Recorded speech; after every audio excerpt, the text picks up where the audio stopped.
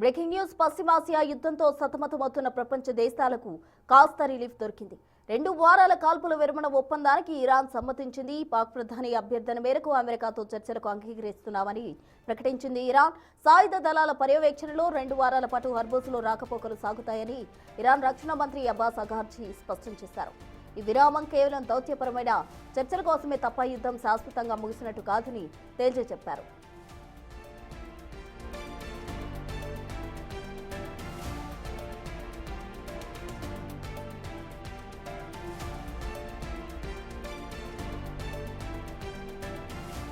కాల్పుల విరమణకు సంబంధించి ఇరాన్ 10 సూత్రాలతో ఒక ప్రతిపాదన పంపింది.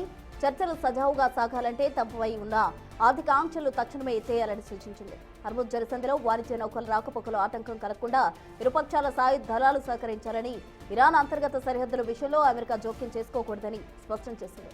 పశ్చిమాసియా నుండి అమెరికా తన అదనపు బలగాలు వెనక్కి తీసుకోవాలని, ఇరాన్ ప్రభుత్వ అస్తిత్వాన్ని వారి నిర్ణయాలను అంతర్జాతీయ వేదికలపై గౌరవించాలని ప్రతిపాదించింది. బందీల విడుదల, విదేశీ బ్యాంకుల్లో స్తంభించిన ఇరాన్ నిధులను విడుదల చేయడం, పొరుగు దేశాలతో ఇరాన్ జరిపే వాణిజ్య ఒప్పందాలకు అడ్డు చెప్పకూడదని ఇరాన్ స్పష్టం చేసింది.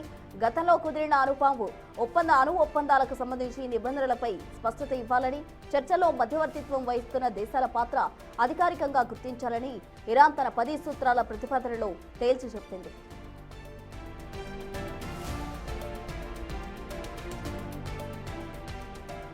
ఇరాన్ ప్రతిపాదనలన్నీ సానుకూలంగా ఉన్నాయన్నారు అమెరికా ప్రెసిడెంట్ డొనాల్డ్ ట్రంప్. ఆ దేశంలో శాశ్వత శాంతి ఒప్పందానికి, పశ్చిమాసియాలో శాంతిని నెలకొల్పడానికి 2 వారాల గడువు ఉపయోగపడుతుందని అభిప్రాయపడ్డారు.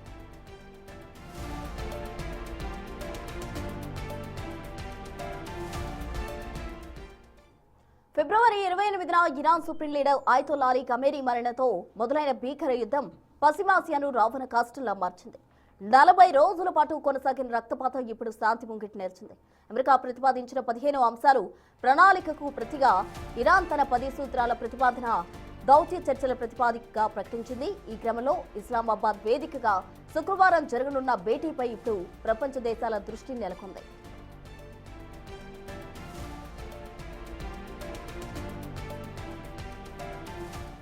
యుద్ధంలో తాము ఆశించిన లక్ష్యాలు దాదాపు సాధించామని, శత్రువును నిస్సహాయ స్థితిలోకి నెట్టామని Iran supreme national security council ప్రకటించింది. దేశం కోసం ప్రాణత్యాగం చేసిన ఇరాన్ ప్రజలకు ధన్యవాదాలు తెలుపుతూ యుద్ధాన్ని ముగించేందుకు అమెరికా ముందు కఠినమైన షరతులు ఉంచింది. ఈ మేరకు 10 సూత్రాల ప్రణాళిక అమెరికా ముందు ఉంచింది.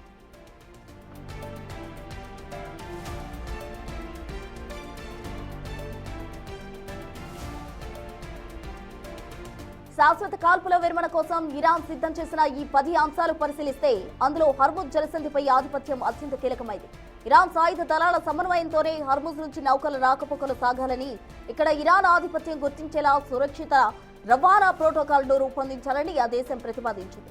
పశ్చిమాసియాలోని అన్ని బేస్లు, స్థావరాల నుండి అమెరికా సైన్యాన్ని వెనక్కి తీసుకోవడం, హెజ్బుల్లా, హమాస్ తదితర యాక్సిస్ ఆఫ్ రెసిస్టెన్స్ విభాగాలపై జరుగుతున్న యుద్ధాన్ని పూర్తిగా నిలిపివేయడం, ఇరాన్పై ఉన్న ఆంక్షలు, ఐక్యరాజ్య సమితి భద్రతా మండలి తీర్మానాలు తక్షణమే రద్దు చేయాలని ఇరాన్ ప్రతిపాదించింది.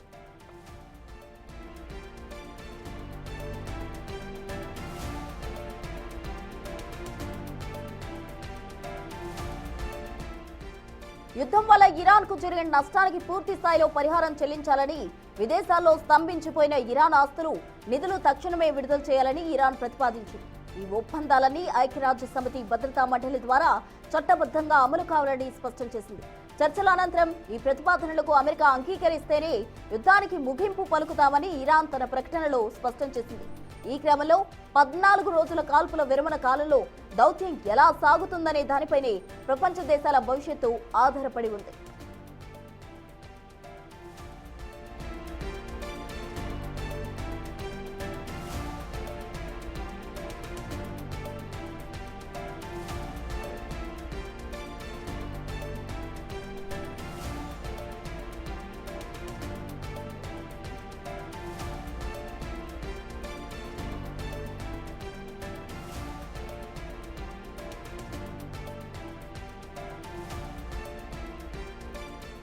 అమెరికా ఇరాన్ల మధ్య నెలకొన్న ఉద్రిక్తతలు తగ్గించే దిశగా కీలక మలుపు చోటు చేసుకుంది. ఏప్రిల్ 10 శుక్రవారం రోజున పాకిస్తాన్ రాజధాని ఇస్లామాబాద్ వేదికగా ఇరు దేశాల మధ్య ఉన్నత స్థాయి చర్చలు ప్రారంభం కానున్నాయి. దానికి సంబంధించిన బ్రేకింగ్ న్యూస్ ఇప్పుడు మనం చూస్తున్నాం. యుద్ధం ప్రారంభమైన తర్వాత ఇరు దేశాల ప్రతినిధులు ముఖాముఖి భేటీ కావడం ఇదే తొలిసారి. చర్చల్లో యుద్ధానికి శాశ్వత ముగింపు పలికేలా ఒప్పందంపై చర్చించబోతున్నారు. అమెరికా ఇరాన్ మధ్య ఇస్లామాబాద్ లో జరగనున్న చర్చలకు అమెరికా తరఫున వైస్ ప్రెసిడెంట్ జేడీ వాన్స్ నాయకత్వం వహించే అవకాశం ఉంది. ఆయనతో పాటు స్టీవ్ విట్కాఫ్, అలాగే ట్రంప్ అల్లుడు సలహాదారైన జారెడ్ కుష్నర్ కూడా చర్చల్లో కీలక పాత్ర పోషించనున్నారు.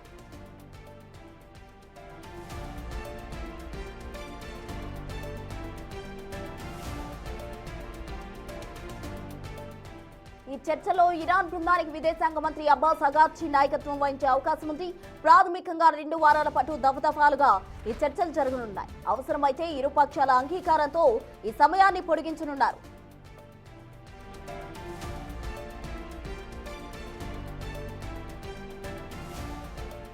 చర్చలు విజయవంతం కావాలని ప్రపంచ దేశాలన్నీ ఆకాంక్షిస్తున్నాయి. ప్రస్తుతం ప్రకటించిన కాల్పుల విరామం కేవలం దౌత్యపరమైంది మాత్రమే అయినా ఇది శాశ్వత శాంతికి గట్టి పునాది వేస్తుందని ప్రపంచ దేశాలు ఆశిస్తున్నాయి.